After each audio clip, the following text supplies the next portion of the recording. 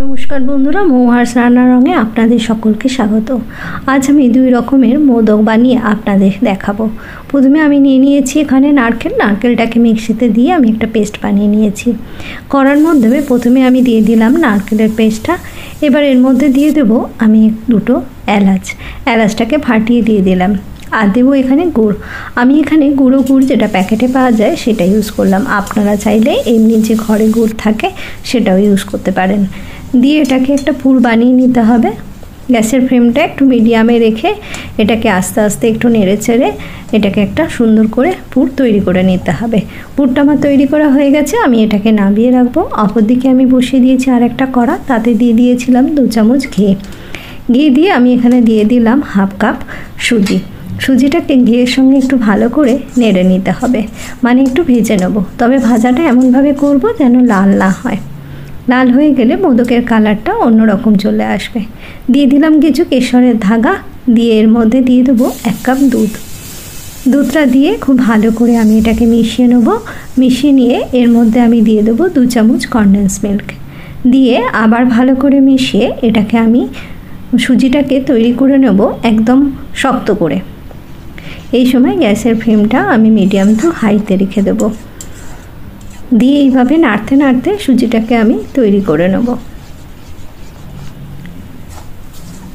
দেখুন সুজিটা আমার অনেকটাই শক্ত হয়ে গেছে, কড়া থেকে ছেড়ে আসছে।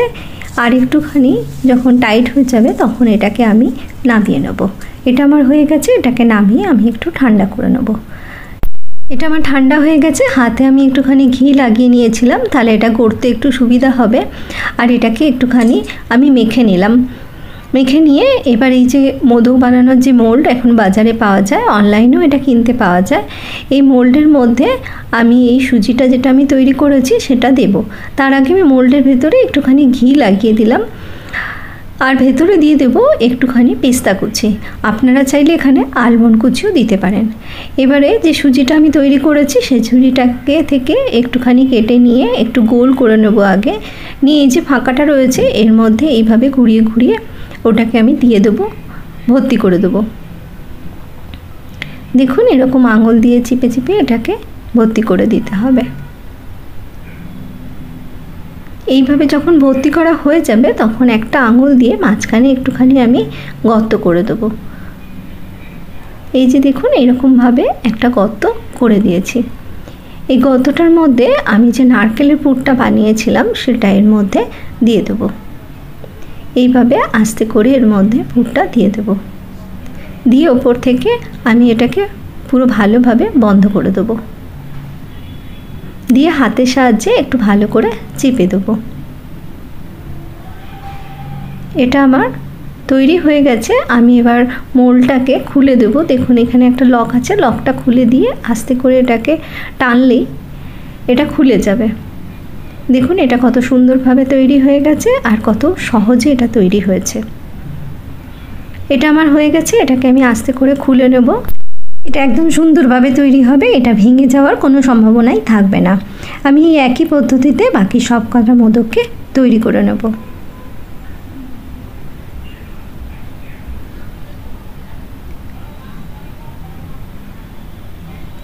আমি আপনাদের আর একটা দেখিয়ে দিলাম। এই যে মাঝখানে গর্ত করে নিলাম, নিয়ে এর মধ্যে নারকেলের পুরটা দিয়ে দেবো।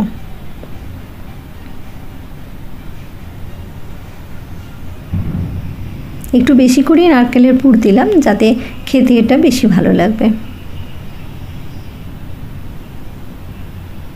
ওপর থেকে এইভাবে বন্ধ করে দিয়ে আমি এটাকে খুলে দেবো। খুলে দিলেই মোদকটা তৈরি হয়ে যাবে।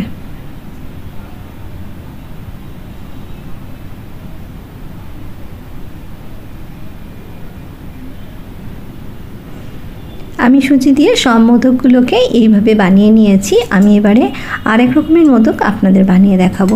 প্রথমেই আমি নিয়ে নিয়েছি কড়াইয়ে 1 কাপ দুধ, তার সঙ্গে দিয়ে দিলাম আমি হাফ কাপ এখানে পনির বা ছানা। আমি এখানে বাজারে কিনে যে পনির পাওয়া যায় সেটাকে নিয়ে এসে গ্রেট করে এর মধ্যে দিয়েছি, তবে আপনারা চাইলে বাড়িতে ছানা তৈরি করেও দিতে পারেন। আর দিয়ে দিলাম এর মধ্যে 4 চামচ চিনি। দিয়ে দিলাম দুটো এলাচ। এলাচটাকে ফাটিয়ে আমি এর মধ্যে দিয়েছি। গ্যাসের ফ্লেমটা এই সময় একটুখানি বাড়িয়ে রাখবেন।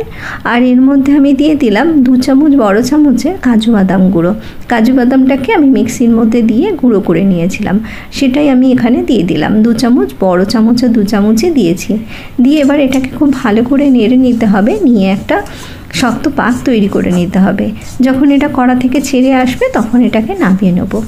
এটা অনেকটাই আমার পাকটা তৈরি হয়ে এসছে। যখন আরেকটু তৈরি হবে তখন এর মধ্যে আমি দিয়ে দেবো 1.5 চামচের মতন পাউডার মিল্ক।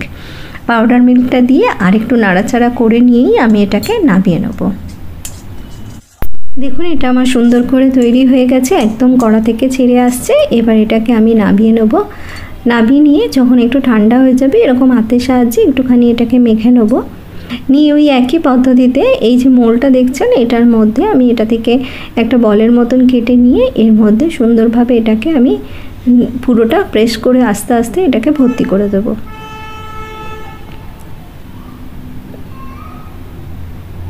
আর যেটা এক্সট্রা হবে সেটা আমি ওপর থেকে একটুখানি তুলে নিলাম। এবার ওই একইভাবে এইভাবে লকটা খুলে দিলেই সুন্দরভাবে মোদক তৈরি হয়ে যাবে। দেখুন কত সুন্দর তৈরি হয়ে গেছে, একটুও ভাঙেনি, কিচ্ছু হয়নি, একদম সুন্দর গোটাভাবে এটা উঠে এসছে। এই একইভাবে আমি বাকি সব মোদকগুলোকে তৈরি করে নিলাম।